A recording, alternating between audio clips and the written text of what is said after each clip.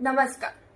आज मैं आपको लेखिका श्रीमती पेमिला भंडारी जी की कविता नारद मुनि और विष्णु जी में संवाद प्रस्तुत करने जा रही हूँ।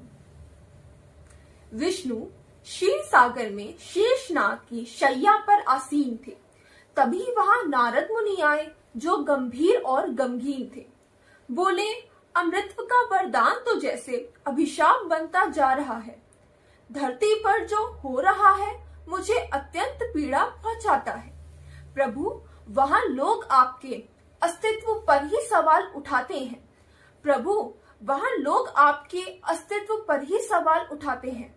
आप केवल एक काल्पनिक पात्र हो, वो ऐसा बतलाते हैं। उच्च न्यायालय के मुख्य न्यायाधीश तक उपहास उड़ाते हैं। बोलो, विष्णु को अपना मंदिर खुद मरम्मत करे, कह मुस्कुराते हैं। असंख्य कपटी पाखंडी आपके नाम की जपते हैं माला, पर ये बगुले भगत करे दिन रात गड़बड़ घोटाला। खुद को राम भक्त कहने के पीछे इनका है स्वार्थ आधार। राम नाम की ओट में करते हैं ये राजनीति व व्यापार। आपका वजूद नकारने वाले दंगे हिंसा भड़काते हैं। किराए के ये पिट्ठू सत्ता के भूखों का हुक्म बजाते हैं। धृष्टता की हद देखो, आपके मंदिरों से ही धन लूटा करते हैं। भ्रष्ट अधिकारी व कर्मचारी न हिचकिचाते हैं न डरते हैं। यदि लोग आपको ऐतिहासिक न मान केवल एक कल्पना बतलाएंगे, तो वह आपके जीवन के आदर्शों से प्रेरणा कैसे पाएंगे। यह तो एक कल्पना मात्र है, वास्तव में ऐसा संभव थोड़ी होता है। क्या ऐसा आदर्श मानव, बेटा, पुत्र, भाई, राजा क्या कभी कहीं होता है। प्रभु, मुझे उनकी ये सोच बहुत विचलित कर जाती है। उनकी अनभिज्ञता, असभ्यता मुझे रोष दिलाती है। प्रभु, ऐसी संगीन बातें सुनकर आप मुस्कुरा रहे हो। मुझे ऐसा लगता है आप मेरा उपहास उड़ा रहे हो। औरों को चक्कर में डालने वाले नारद आज स्वयं परेशान हैं। इस हास्यप्रद दृश्य को देख अनायास आ जाती मुस्कान है। नारद, मुझे आभास है कि ये समस्या तो बड़ी भारी है। इसका समाधान करने हेतु मैंने धरती पर भेजी एक नारी है। वे अपना तन मन धन लगाकर मेरे अस्तित्व के जुटाती है प्रमाण।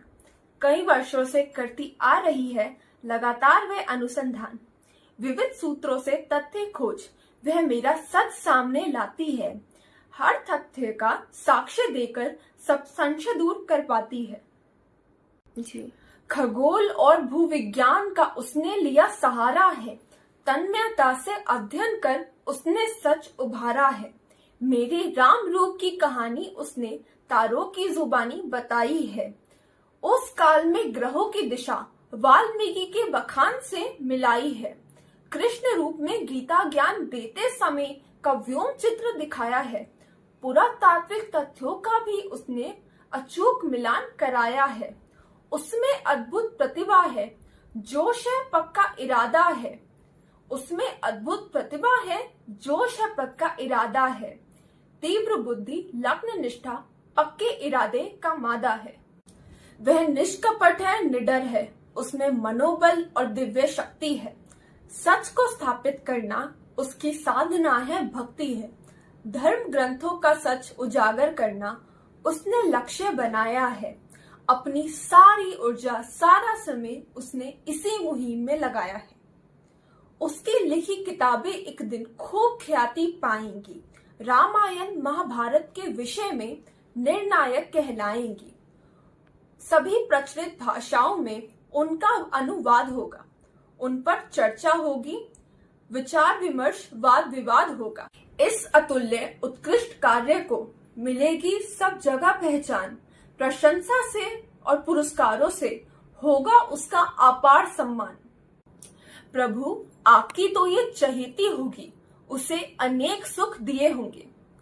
नारद, हर कोई वही पाता है जिसने जैसे कर्म किए होंगे। कर्म प्रणाली निष्ठुर है, मैं उसमें हस्तक्षेप नहीं कर पाता, किंतु अपने प्रियजनों का दुख मुझे तनिक नहीं भाता। नारद, उसका जीवन तो चुनौतियों और संघर्षों की कहानी है। किंतु उसने किसी प्रतिकूल स्थिति में हार कभी नहीं मानी है।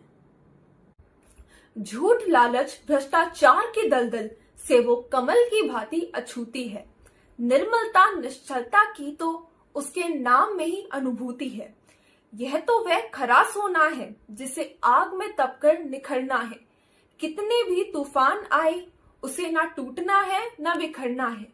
वह मेरे अस्तित्व पर लगे प्रश्न चिन्हों को मिटा रही है।